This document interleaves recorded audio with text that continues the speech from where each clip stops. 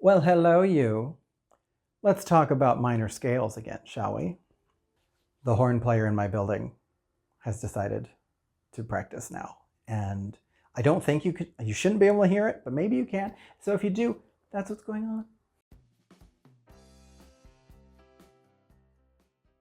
So here we are. You've covered all of the major scales, all the primaries, all the secondaries. Those are nice and solid. And you've covered all of the primary minors.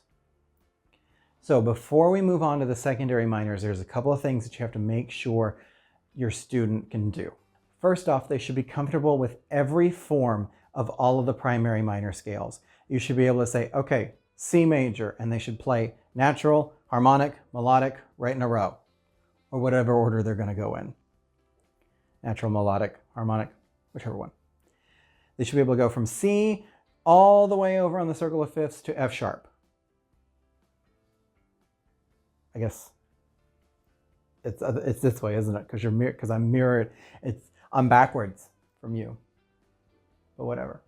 So they should be able to go through all of those minor keys with no real issues before you move on to the secondary majors. You're also going to have to make sure that you've covered the idea of double sharps before you get into here, because they're going to come across them. And with that comes all of the joys that such accidentals bring, right?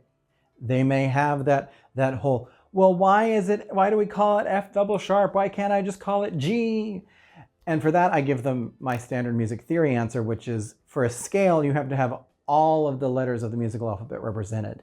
You can't just call it G if you're playing a G sharp minor, because you already have a G. You've got G sharp. So you need the F, right? So we need F double sharp.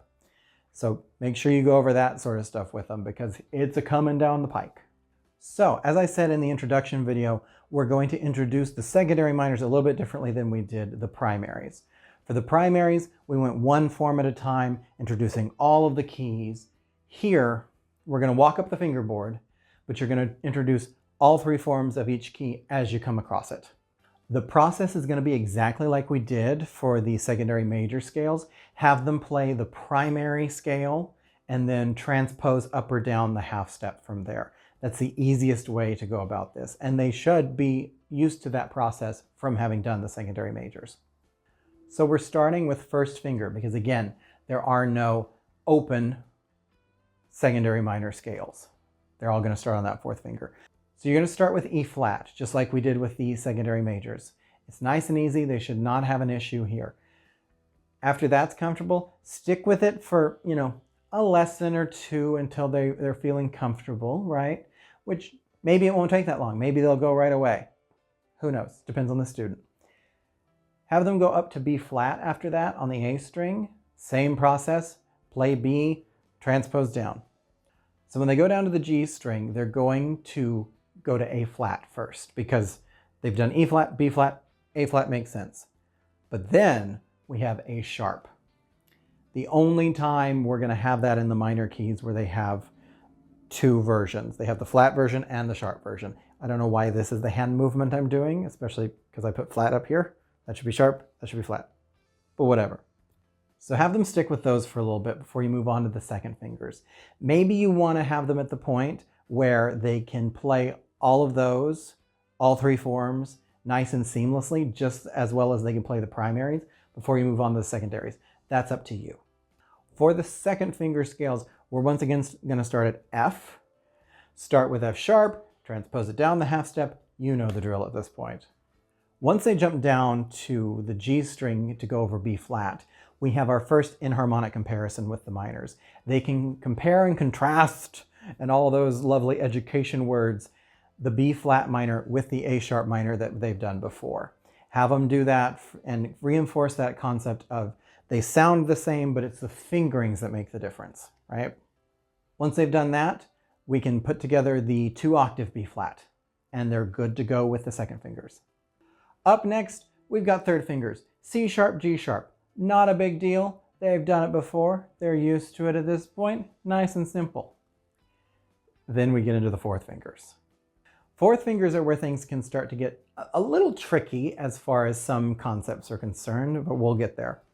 I start off on the D string with the A flat. And once again, we can compare inharmonically here to the G sharp that we just did with the third finger. Once that's done, I typically jump down to the G string and do the D flat before I go on to the A sharp.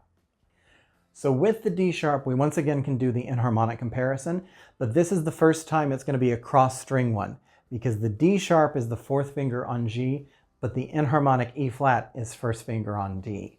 So that can be a little bit of a whoa moment for some students. But it shouldn't be that much of an issue. It may throw them for a loop at first, but they should be able to get past that pretty quickly. From there, you can go back up to the D string to do the A sharp. And once the A sharp is done, then we can put together the 2-octave A flat and A sharp. So you can have a lot of fun here. Play the 2-octave A flat, 2-octave A natural, 2-octave A sharp, all in a row once they get that. It's a fun little game if you're a nerd like me. And once again, when you do that, compare it inharmonically to the B flat. The B flat is going to be the more common key for literature purposes because, again, there's fewer flats in there than there are in the A sharp. Fewer accidentals, I should say. Because, it's more common to see the one with fewer accidentals. And A sharp is going to have all 7 sharps in it. So it's more common to see the B flat. But they should still be familiar with the idea of A sharp. Now, I've left 2 scales out. So we're going to talk about them. I mean, it's one key, but 2 scales. We have to talk about the low octave of G sharp minor. So G sharp minor, that low octave is kind of a weird one. Just like B flat is going to be the more common key, G sharp is also going to be the more common key of these inharmonic ones. A flat, once again, has all 7 accidentals in it. It's a bear to read. So you're more likely to see G sharp. So we have to do that lower octave of G sharp. We could use the fingering that we did from A flat. And when you're doing literature, whatever fingering is working in the heat of battle is what they should go with. But to reinforce the idea of the scale fingering being determined by what finger you use, I put G sharp with these 4th finger ones. Because if we had a lower string below, if you're on the viola, for example, it's going to start with that 4th finger. So this is why I do it here. Now, as far as the fingering is concerned, they could do the lovely little 1-1 fingering that I talked about not liking for other scales. That is fine. The one that I tend to encourage, though, is to have them play G sharp, A sharp, slide up with their 2nd finger to the B, and then continue like the other 4th finger scales from there. So it's a 2-2 slide rather than a 1-1. And the reason I do that is because my end game with my students is the flesh system. That's where I'm going to head when they get into the more advanced 3-octave scales, right? And that is the fingering that flesh uses in there. I also think it's a good fingering to use in the context of 1-1 is a more natural sort of given sort of fingering. That's the one that people tend to just kind of naturally come up with, right? But if you think about things like the chromatic scale pattern, which is 0-1-1-2-2-3-4, with all those slides in it, getting them used to being able to do the 2-2 is good for those sorts of purposes too.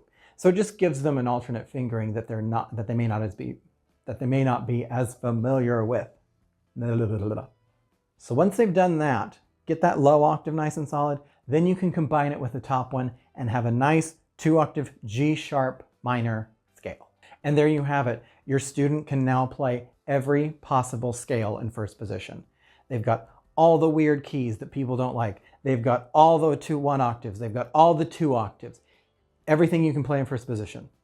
So if you've watched all 12, 13, however many videos of this series, I appreciate you so much. I hope you'll stick around. I've got other stuff coming. I've got some lovely 4th finger things coming around. I've got just some cool stuff.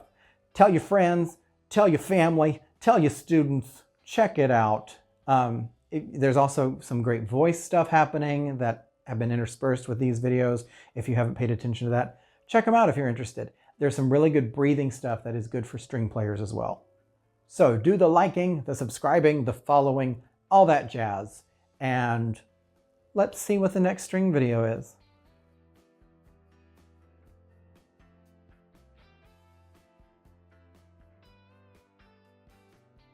I don't know how I'm gonna do this without the violin. But I just put new strings on it and I cannot get it in tune.